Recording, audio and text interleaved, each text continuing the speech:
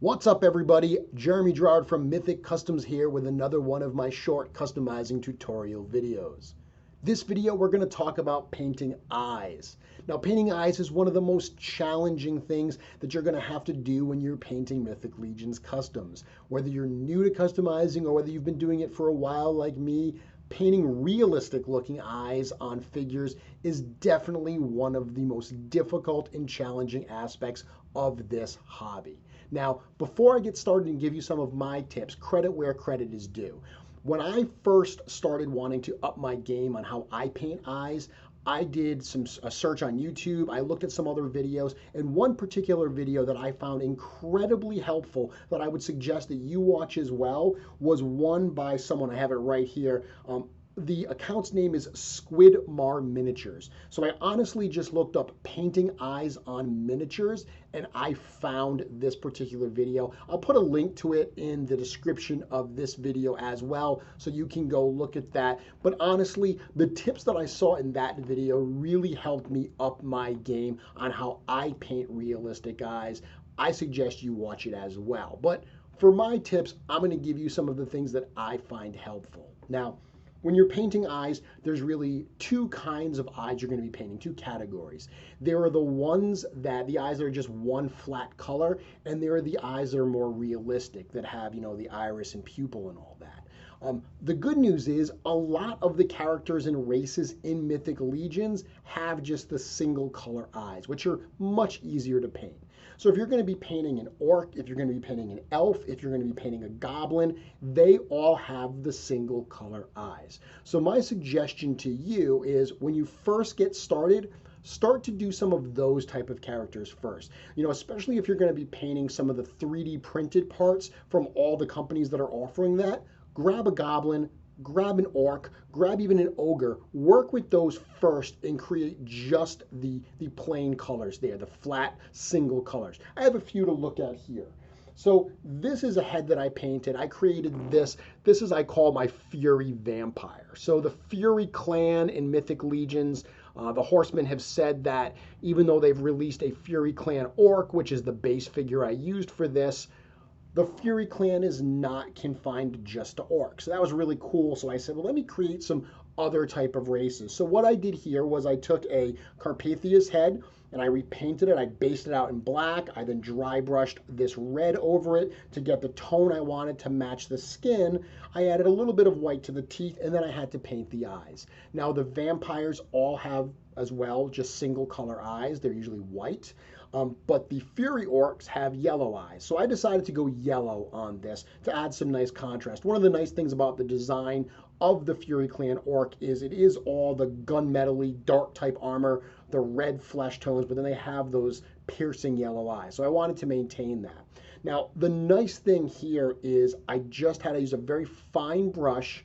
I use a very fine brush and just very lightly, just want to put a little dab of paint on that. And these sculptures are so well done, the eyes are so defined that they really just take the paint so wonderfully. One tip I will give you is a lot of times when you see eyes that it's a single color eye, but it's kind of rimmed in black, you don't want to paint that rim of black after the fact. If you have a single color eye and then you go in with a fine brush and you try to do that rim around it, inevitably the rim is going to be too thick. It's really hard to paint it super thin and consistent all the way around. So what ends up happening is you end up having characters that look like they're wearing like a ton of eyeshadow or something, or eyeliner. My suggestion to you is if you want that black ring around it, paint the eyes black first. So paint the eyes with one color black, allow it to dry, and then come in and put your actual eye color on top of it. So in this particular case, I actually, because I painted out the black head first, then I dry brushed the red. Because dry brushing doesn't tend to get into the deep crevices, the eyes themselves did not get a lot of red paint on them. They maintained black, so I was just able to paint the yellow on top. Had those eyes been painted red during my dry brushing technique there, what I would have done was exactly what I said. I would have painted the eyes black first, then put the yellow on top. I think you're going to find that to be much, much more effective to maintain that little bit of black around it that gives it some definition. So painting a single color is so much easier, even if the eyes are much smaller. So this is a shadow elf that I painted, and this uses a wonderful custom sculpted head from Planetary Dog Toys. Now, the elf's eyes are smaller than what we have on the vampire, and this particular sculpture, the expression, he's kind of snaring, the eyes are actually closed a little bit, but it's a very, very same principle where I do the base color I want first, and I just very lightly go over and I paint the white eyes. You just want a little bit of paint, okay? You just want a hint of paint on that brush. That is a great way to start painting eyes and get used to the shapes, because that's one of the things that's important. Before you start getting into the more detailed eyes that have the iris and the pupil and so forth, just understanding what the shape of the eye is like is really, really beneficial. So my first suggestion to you would be start easy. Start with some of the races that have these single color eyes. Build up your confidence and get some familiarity with the shapes of the eyes themselves. When you're ready to take it to the next level and you're ready to start painting some of those details, here's another tip. Start with ogres. The ogres, just by design, are bigger characters. Bigger characters mean bigger heads, mean bigger eyes. That larger canvas is going to make it easier for you to get the techniques down to paint a more realistic looking eye. So in this particular case, this is another custom head from Planetary Dog Toys. So I painted this ogre character. This is Grumash, the one-eyed. In Dungeons and Dragons lore, this is kind of like the deity of the orcs, the god of the orcs. So when I put this together, I knew he needed to have that realistic eye. This is nice because it's a Cyclops looking figure, so it's only one eye to paint too, which is half the amount of work. What I do here is a couple steps. And again, this follows a lot of the techniques that I saw in that video that I mentioned at the top of this one. The first thing was I painted the entire eye black, okay? That's going to give me some definition around it. Then the next thing that I do is I paint pretty much the entire eye white. So I'm going to paint it all white. Just around the edges, that definition might be just a hint of black around there, but largely I'm going to now cover it completely in white.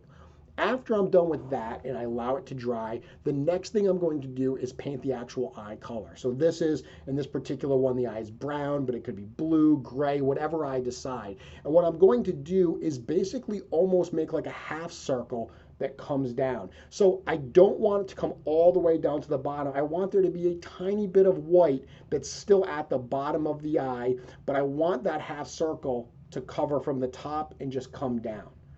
That's going to be the actual colored part of the eye.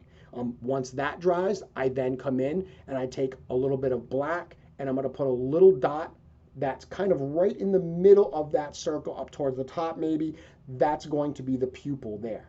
So black base, paint it all white, paint the color I want as a half circle, then I'm going to put in that pupil. The last thing I'm going to do, and I don't always do this. On the smaller figures, sometimes I don't do this. On a larger figure I did.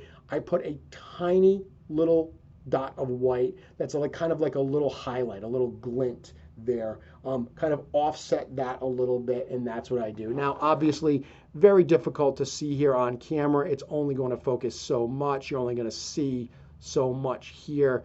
You can certainly see this character on my website, www.mythiccustoms.com. You can see better pictures of him. But that's exactly how I painted that eye. And once you have started working on the orcs and you're more comfortable working at that scale, the next thing is to try to work it at a smaller scale. So this is a gnome character I did, and this particular one uses a wonderful custom sculpted head from Emil Wickman that was sold on wolfkingcustoms.com. Now this particular one, ironically, also has a single eye because one of them is behind a monocle, but it's the exact same process.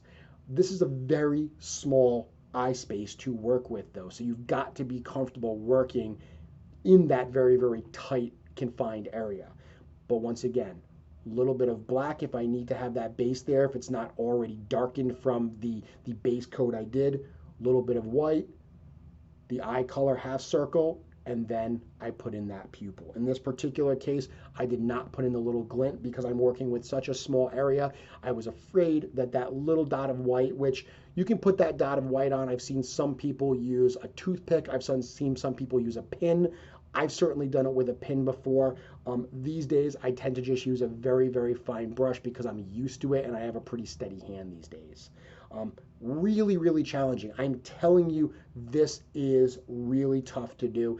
And it's something that you may avoid doing. I know that I avoided realistic looking eyes for a long time, but it limits you in what you can do. And that's okay. If you want to be limited, if you want to just do the single color eyes for a while to get that confidence down, I think that is okay. I think that is a ton of stuff that you can do without ever painting realistic eyes. But if you want to broaden the kinds of customs you can do, you are going to have to learn how to paint these eyes. And you're probably going to mess a few up at first.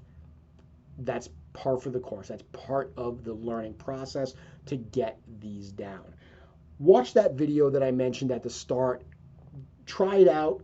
Give it some tests on your own. Give it some trial and error on your own so you can start painting these eyes as well. But hopefully these tips will help you, especially like I said, even if you're doing those single color eyes, don't try to paint that ring around after the fact. That's probably one of the biggest mistakes I see people make, and it just creates a sloppier look. And like I said, that big eye.